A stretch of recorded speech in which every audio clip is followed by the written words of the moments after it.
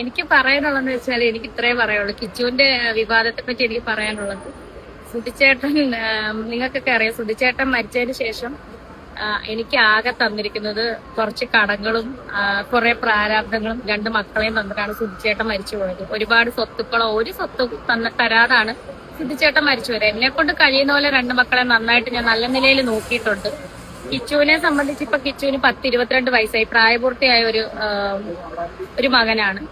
So അവനിപ്പം സ്വന്തമായിട്ട് സമ്പാദിക്കാറൊക്കെ ആയി. പിന്നെ അവൻ എന്തും പറയട്ടെ, അവന് എന്താ പറയാ, അവൻ വന്ന് പറയുന്ന അവന്റെ അഭിപ്രായങ്ങളും കാര്യങ്ങളും ആയിരുന്നു. എനിക്കിപ്പോ അതിനകത്ത് വിയോജിപ്പോ കാര്യങ്ങളോ ആരോട് പിണക്കങ്ങളോ ഒന്നുമില്ല. പിന്നെ ഇതിന്റെ പുറകിൽ ആരൊക്കെയാണ് കളിച്ചതെന്നും എന്തിനാണ് മാനിപ്പുലേറ്റിംഗ് നടത്തിയത്, അതുപോലെ തന്നെ എല്ലാവരും റീച്ചിന് വേണ്ടിയിട്ടാണ് ചെയ്യുന്നത്. അമ്മയെന്ന് വിളിച്ചപ്പോ ഇപ്പോഴും എന്നെ അമ്മയെന്നാ വിളിക്കുന്നെന്ന് തോന്നുന്നു. എനിക്ക് ഓർമ്മയില്ല, അറിയില്ല എന്താണ് വിളിക്കുന്നത്. കണ്ണു നിറഞ്ഞോ? എപ്പം? ഇല്ലല്ല.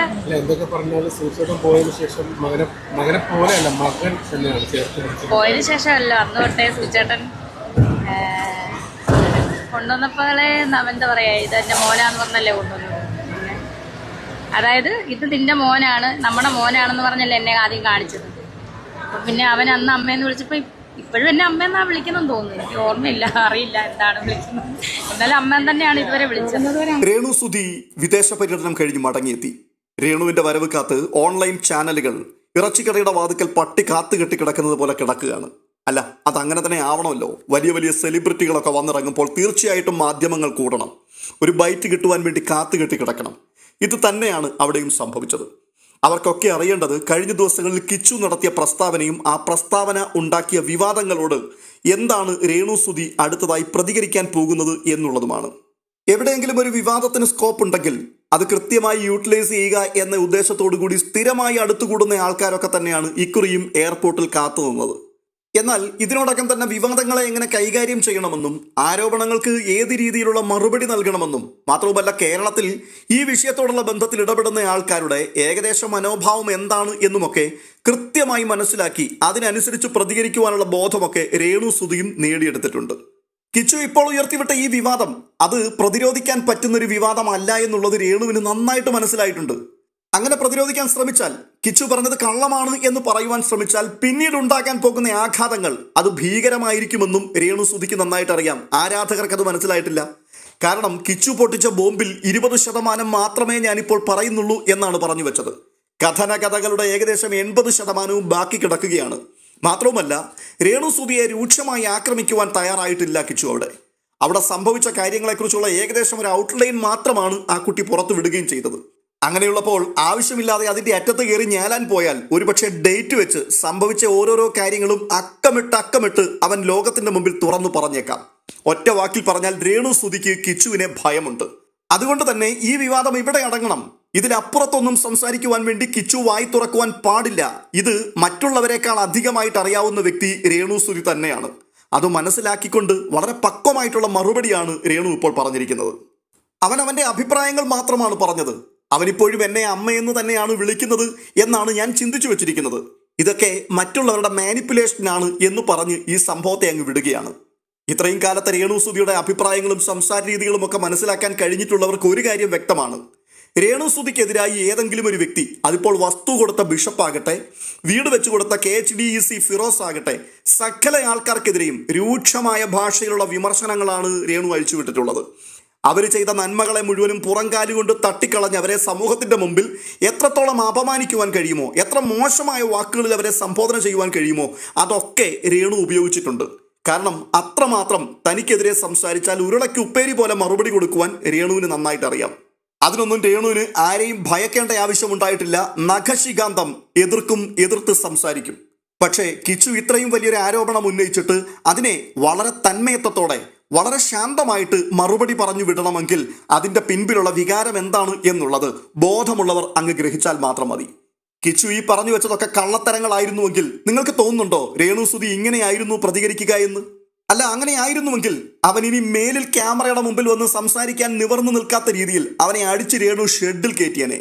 പക്ഷെ വളരെ പക്വതയോടെ വളരെ ശാന്തമായി ഇരുത്തം വന്ന പ്രകൃതത്തിൽ മറുപടി പറയുമ്പോൾ കേരളത്തിലുള്ള ജനങ്ങൾ തിരിച്ചറിയണം രേണു സുധി എന്ന അമ്മയുടെ മാതൃസ്നേഹം.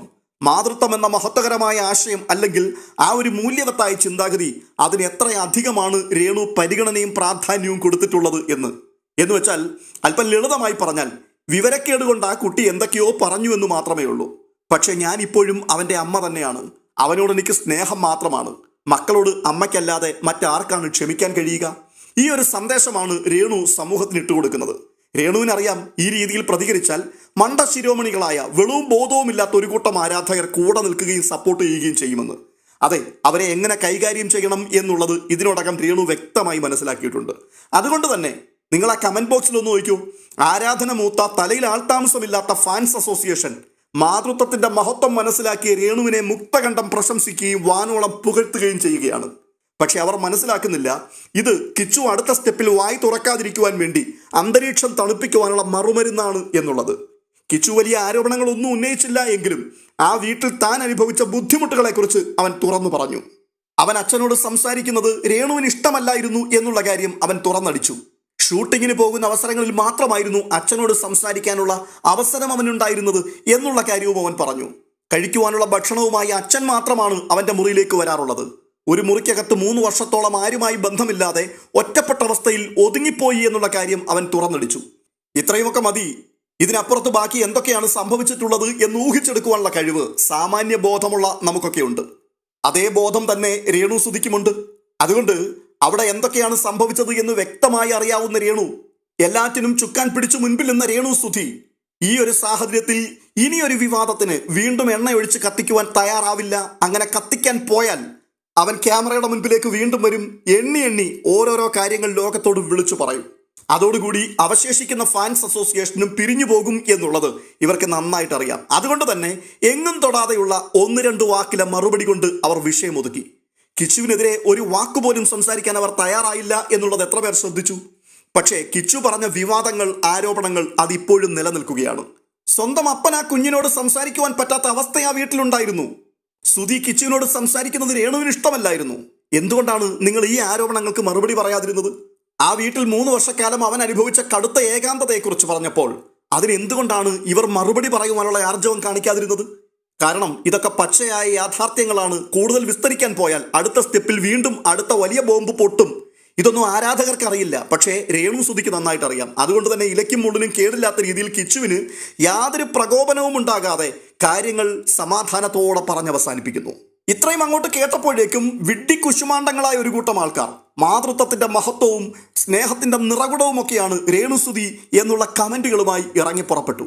പക്ഷെ സാമാന്യ ബോധമുള്ളവന് ഞാൻ മുമ്പേ പറഞ്ഞതുപോലെ ഇതൊക്കെ കാണുകയും കേൾക്കുകയും ചെയ്യുമ്പോൾ കാര്യങ്ങൾ എങ്ങോട്ടാണ് നീങ്ങുന്നത് എന്ന് ഊഹിക്കുവാൻ വേണ്ടി അങ്ങ് പാഴൂർപ്പടി വരെ പോകേണ്ട ആവശ്യമൊന്നുമില്ല.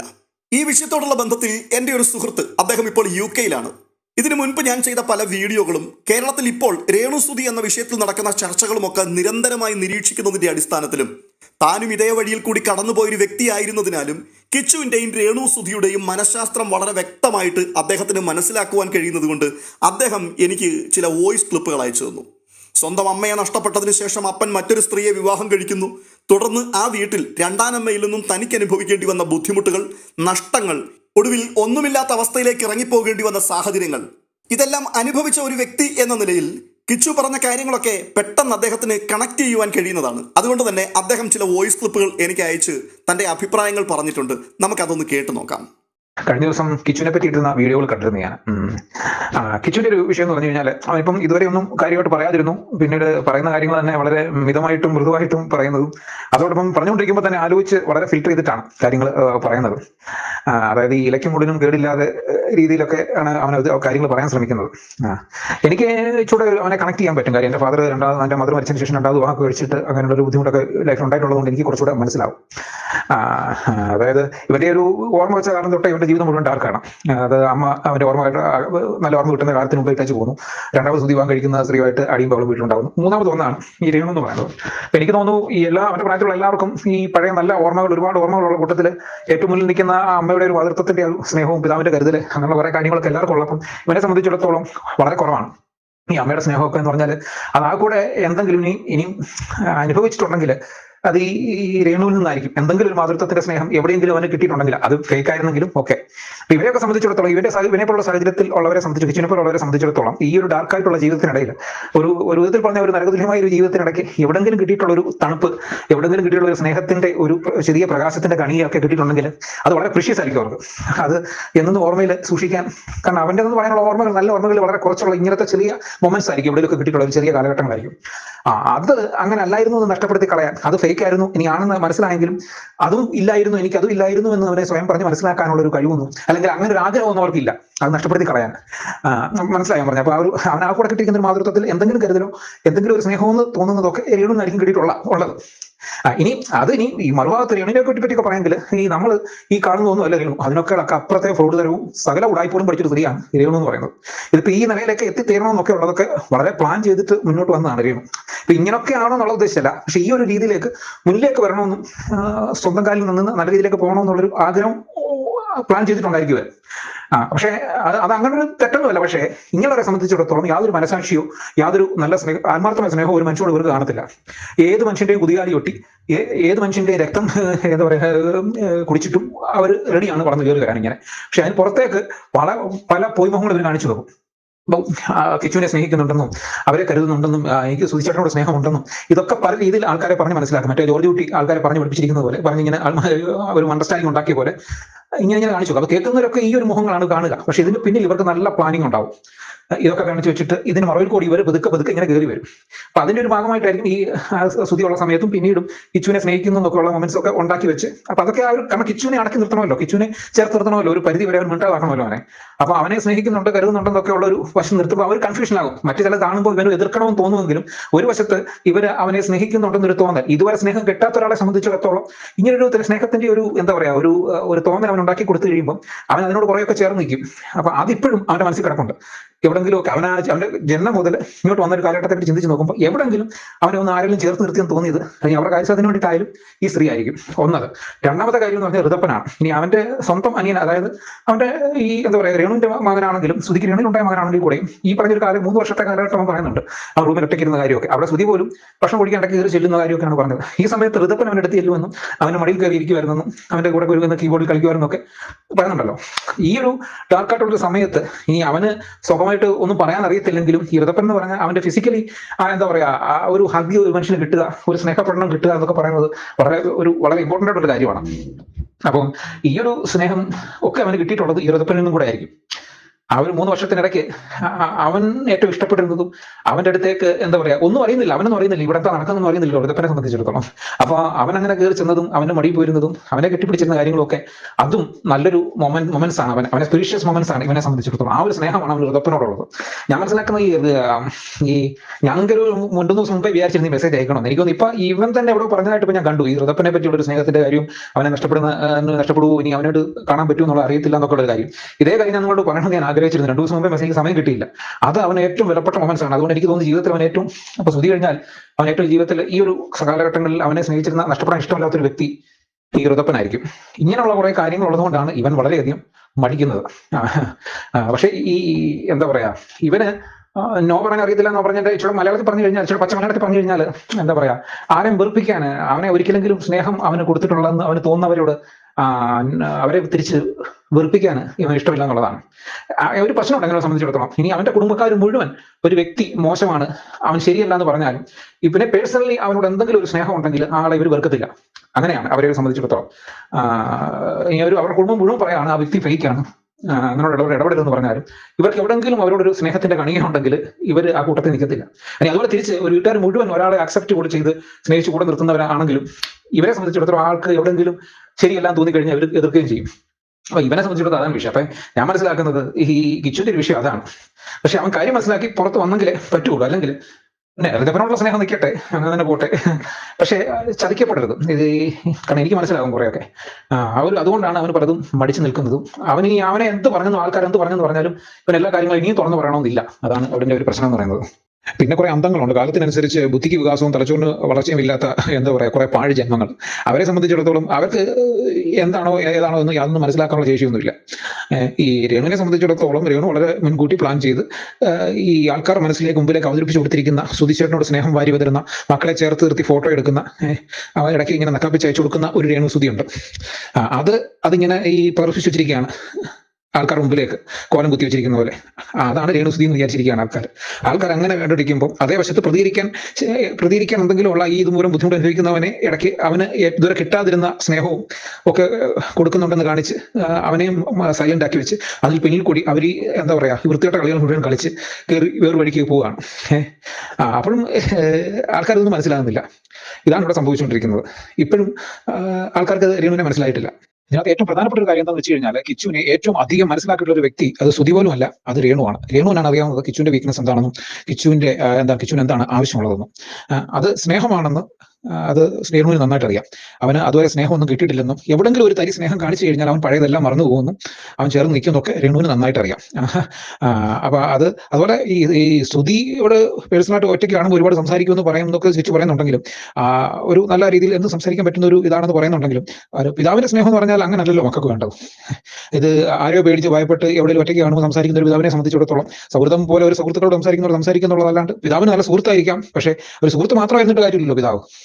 അപ്പൊ അപ്പൊ അങ്ങനെയും ഈ പറയുന്ന പോലത്തെ ഒരു പൂർണ്ണമായിട്ട് ഇതൊന്നും പറയാൻ പറ്റുന്നില്ല അവന്റെ ഒരു പിതാവിന് സ്നേഹം കിട്ടിയിട്ടുണ്ടെന്ന്. അപ്പം ഇതുകൊണ്ട് ഈ അവന് ഏറ്റവും ആവശ്യമുള്ള സ്നേഹമാണെന്നും സ്നേഹമാണ് അവന്റെ വീക്ക്നെസ് എന്നും നന്നായിട്ട് അറിയാവുന്ന ആളാണ് ഈ രേണു എന്ന് പറയുന്നത്. ഇപ്പം പലപ്പോഴും പല കാര്യങ്ങളും പറയുന്നുണ്ട്. അവന് വീട്ടിൽ ഒരുമിച്ച് അവരോടൊപ്പം നിൽക്കാൻ പറ്റാത്ത അവസ്ഥ, സുധിയോടൊപ്പം ഷൂട്ടിംഗ് സ്ഥലത്തേക്ക് പോകാൻ സമ്മതിച്ചിരുന്നില്ല എന്നൊക്കെ. ഇങ്ങനെയൊക്കെ എത്ര സംഘർഷം ഉണ്ടായെന്ന് പറഞ്ഞാലും ഇതിനിടയ്ക്ക് എവിടെങ്കിലും ഈ ഇവനോടൊരു സ്നേഹം കാണിക്കുകയും ഒന്ന് ചേർത്ത് പിടിക്കുകയും രേണു ചെയ്ത് കഴിയുമ്പോൾ അവൻ പഴയതെല്ലാം മറന്നുപോകും. അതാണ് ഇവന്റെ വീക്ക്നസ്. പറഞ്ഞത് അതാണ് അവന്റെ വീക്ക്നസ് എന്ന് പറഞ്ഞാൽ. അത് നന്നായിട്ട് രേണുവിന് അറിയാം. നീ അവനെ എന്ത് ചെയ്തെന്ന് പറഞ്ഞാലും, നീ അവനോട് എന്തെല്ലാം പറഞ്ഞെന്ന് പറഞ്ഞാലും, നീ സുധിയോട് നീ മിണ്ടിപ്പോരുന്ന് അവർ പറഞ്ഞ് വെള്ളം ഉണ്ടാക്കിയെന്ന് പറഞ്ഞാലും, അങ്ങനെ ആ ഒരു സംഘർഷം 2 ദിവസം നീണ്ടു നിന്ന് പറഞ്ഞാലും 4ാമത്തെ ദിവസം കിച്ചുവിനെ ചേർത്ത് പിടിച്ചിട്ട് അവന് ഒരു ചോറ് ഒരു വാരി കൊടുത്ത് ഒരു ഫേക്ക് പരിപാടി കാണിച്ചു കഴിഞ്ഞാൽ അവൻ അതിൽ വീഴും. പലതും മറന്നു പോകും പലതും. ഇങ്ങനെ കാര്യം അവൻ ആ ഒരു സ്നേഹം എവിടുന്നെങ്കിലും ആഗ്രഹിക്കുന്നുണ്ട്. അത് നന്നായിട്ട് അറിയാൻ പറ്റുന്ന സകല ഉടായ്പം പഠിച്ചവളാണ് ഈ രേണു. അത് വെച്ചാണ് ഈ പയ്യനെ ഇത്രയും നാളും ഈ പരുവത്തിലാക്കിയത്. പക്ഷെ അവനെ സംബന്ധിച്ചിടത്തോളം ആ മൊമെന്റ്സ് ഏറ്റവും പ്രിയപ്പെട്ടതാണ്. അവന് വേറെ എങ്ങൊന്നും അത് കിട്ടിയിട്ടില്ല. ഇനിയും ഭാവിയിലും അത് വെച്ചുകൊണ്ട് മുതലെടുക്കപ്പെടും. ഇനി അവൻ മര്യാദയ്ക്ക് നിന്നില്ലെങ്കിൽ, ഇവനോട് ഋതപ്പിനോട് സ്നേഹം ഉണ്ടെന്ന് പറഞ്ഞല്ലോ, ആ ഋതപ്പിനിലൂടെ അവർ പരിശ്രമിക്കുകയും വേണമെങ്കിൽ അത് അവന് അവകാശപ്പെട്ട വീടിന്റെ അവകാശം എക്കാലത്തും അവന്റെ അവകാശമായിട്ട് തന്നെ നിൽക്കണം. അത് അല്ലെങ്കിൽ ആരുടെയുള്ള സ്നേഹം കാരണം അവൻ കാൽച്ചൂട്ടിലെ മണ്ണെടുത്ത് മറ്റവർക്ക് കൊടുക്കാൻ പോയി കഴിഞ്ഞു കഴിഞ്ഞാൽ അവനാണൊന്നും ഇല്ലാണ്ടായി പോകുന്നത്. കാരണം ഇങ്ങനെയുള്ളപ്പോൾ അങ്ങനെ പ്രശ്നമുണ്ട്. ഈ സ്നേഹം കൂടി വന്നു കഴിയുമ്പോൾ എനിക്കൊന്നും ഇല്ലെങ്കിൽ അവർക്ക് ഇരിക്കട്ടെ എന്ന് വിചാരിച്ചിരിക്കും ഇങ്ങനെ. അത് ഈ രേണു നാളെയും പരസ്യമായിട്ട് വട കാണിക്കാൻ ഇറങ്ങി തിരിച്ചാൽ രേണുവിന് ഇനിയും പൈസ കിട്ടും. കിച്ചു പുറത്തിറങ്ങുന്ന ഒരു മനുഷ്യന് ഒന്നും കൊടുക്കത്തില്ല അവനെ. അതൊക്കെ കണ്ടറിഞ്ഞ് അവൻ നിൽക്കണം. ഇത് യാഥാർത്ഥ്യബോധം എപ്പോഴും ഉണ്ടാകണം. നമുക്ക് സ്നേഹവും കാര്യങ്ങളും ഒക്കെ മനസ്സിൽ നല്ലതാണെങ്കിലും പക്ഷെ അത് ദോഷമായി പോകരുത്.